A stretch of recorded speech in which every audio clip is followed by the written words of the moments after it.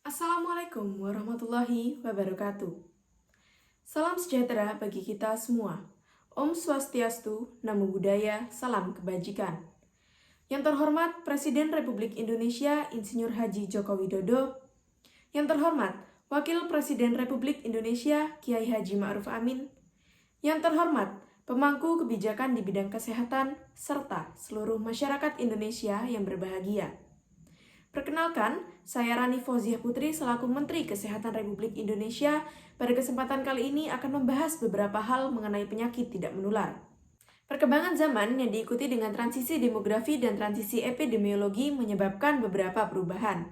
Perubahan seperti urbanisasi, kemajuan di bidang teknologi kesehatan, perubahan pola kematian yang disebabkan oleh infeksi, angka harapan hidup, dan meningkatnya penyakit tidak menular atau PTM.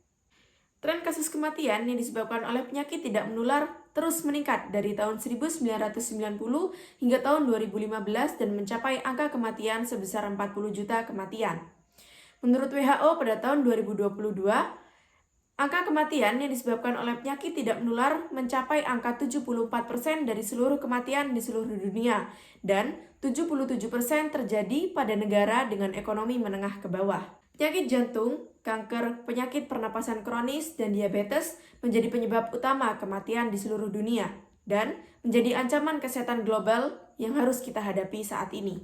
Hadirin sekalian, meningkatnya angka kematian yang disebabkan oleh penyakit tidak menular disebabkan oleh perubahan perilaku pada pola hidup yang kurang sehat, seperti mengkonsumsi makanan cepat saji, penggunaan rokok dan alkohol, kurangnya aktivitas fisik, dan lain sebagainya.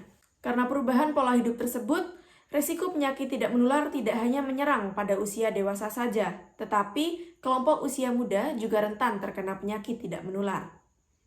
Kelompok usia muda yang rentan terkena penyakit tidak menular berada pada kelompok usia 10 hingga 14 tahun.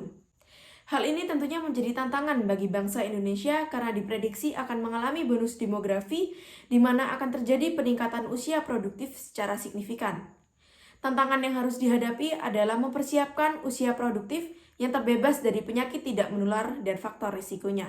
Untuk mempersiapkan usia produktif yang terbebas dari penyakit tidak menular, perlu dilakukan upaya pencegahan dan pengendalian faktor risiko penyakit tidak menular dengan cara, pertama, advokasi, kerjasama, bimbingan, dan manajemen penyakit tidak menular. Kolaborasi antar sektor dan keterlibatan masyarakat perlu dipertahankan untuk membentuk jejaring pengendalian program penyakit tidak menular. Program ini hendaknya juga didukung oleh politis dan telah berkoordinasi dengan masyarakat sipil.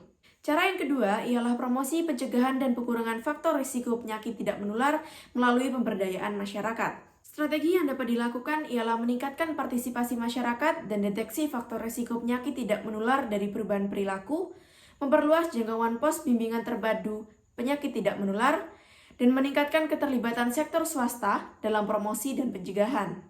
Cara yang ketiga ialah penguatan kapasitas dan kompetensi layanan kesehatan serta kolaborasi sektor swasta dan profesional. Dan cara yang keempat ialah penguatan surveillance dan pengawasan serta riset penyakit tidak menular. Jadi, peningkatan angka kematian yang disebabkan oleh penyakit tidak menular menjadi tantangan tersendiri bagi bangsa Indonesia dalam menghadapi bonus demografi pada tahun 2020 hingga 2030 mendatang.